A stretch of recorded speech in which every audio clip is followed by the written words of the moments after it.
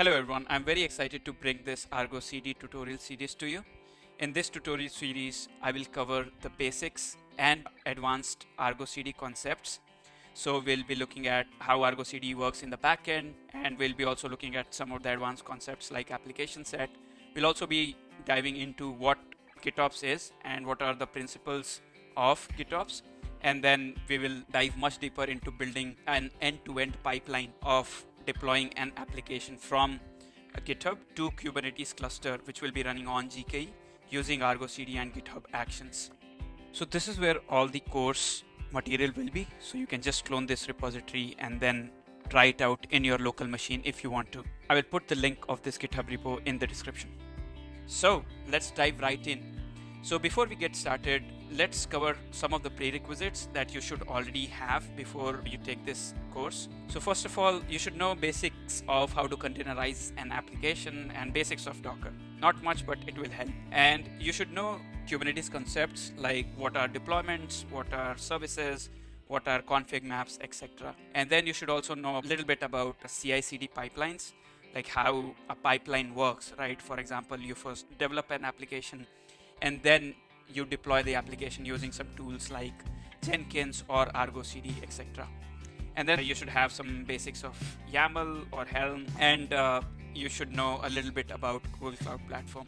Now, these are not necessary. You can still watch the series and follow along if you don't know anything out of these, but these will definitely help in understanding or digesting the course in a much better way. Now, prerequisites out of the way, let's first understand what is GitOps, because we can't just dive right into ArgoCD without discussing what exactly is GitOps, right? Basically, GitOps is a process used to standardize Kubernetes cluster management and application deployment. So it works by treating Git as a single source of truth for your Kubernetes cluster state or your application, right? So it's not just limited to Kubernetes, etc., but it can be applied to anything else as well. Basically, how it works is you define your desired state in Git, and then there's a GitOps agent which will be running.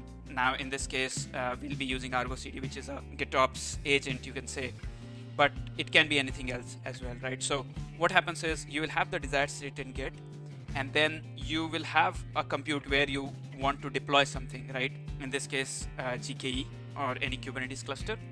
So what this GitOps agent does is it basically is a reconciliation loop which tries to match the desired state with the current state. So whenever something changes in Git, the GitOps agent runs that reconciliation loop and sees, okay, there's a mismatch between the desired state in Git versus what is in the Kubernetes cluster, and it just matches the state to whatever is in Git. Now, if someone does something in the Kubernetes cluster, which is the current state, again, the GitOps agent will find it and see that, okay, there's a drift and it's not matching to the desired state of whatever is in Git. And then again, it will run the reconciliation loop and match the desired state with the current state. GitOps, in a way, is much more well-defined than what DevOps is. People use the term DevOps to convey different meanings. So this is a good article that I read a couple of months back, which defines what exactly is GitOps. So it's a good article, and this will clear all your doubts about what is GitOps. Is it DevOps? Is it something else? Does it relate to platform engineering? Does it relate to SRE? Right, so all those basic questions. So basically, GitOps has its principles. So these are the 4 principles which we will dive into now. There's a website as well, OpenGitOps.dev, and there they have listed the principles as well.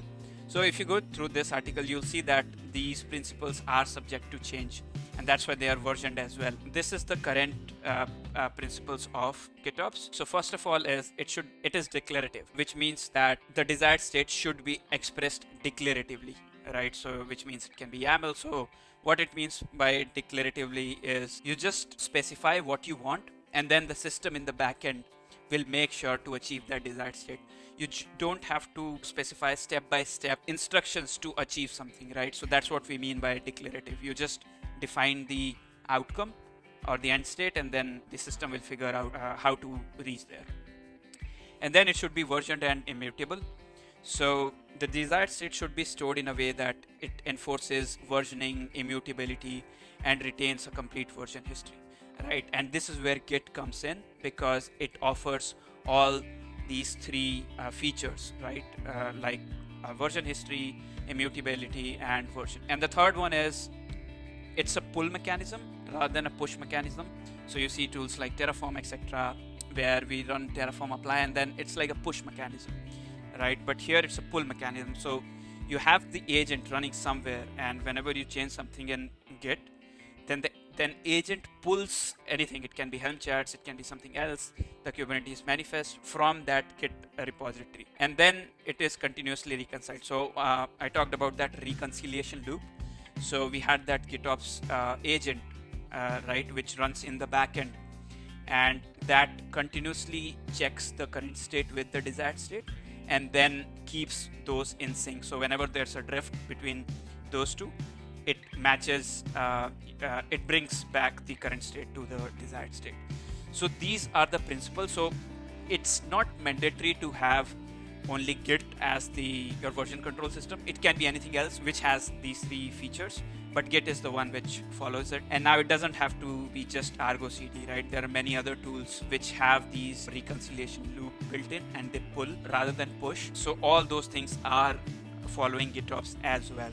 So it's not just that ArgoCD is just one GitOps tool. I'll not dive much deeper, but you can go through this website. It's a good website. Oh, we have GitOpsCon coming as well. So yeah, I think this is a good website. You can read about here, go through this article to clear any questions about GitOps. It's a good article and a good read.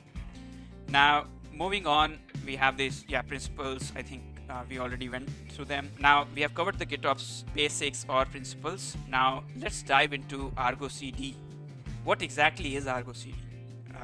Right? So now, since you understand what GitOps is, you can understand what ArgoCD is. Basically, it's a declarative continuous delivery tool for Kubernetes. You define your Kubernetes manifest files in maybe Helm, customize, or plain manifest files, and then it just picks it from Git and then deploys to your Kubernetes cluster. It can be GKE, EKS, AKS, whatever, right?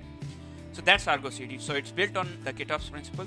So it follows all the 4 principles that we looked at, and then it's just one tool that implements GitOps, right? So there are multiple other tools which does the same thing, which are continuous delivery tool for Kubernetes, like Flux, JenkinsX, etc. Awesome. So now we know what GitOps is, ArgoCD is. Let's dive into how to install ArgoCD, and then we will look at the architecture, and then we will dive into much more advanced concepts of ArgoCD. See you there.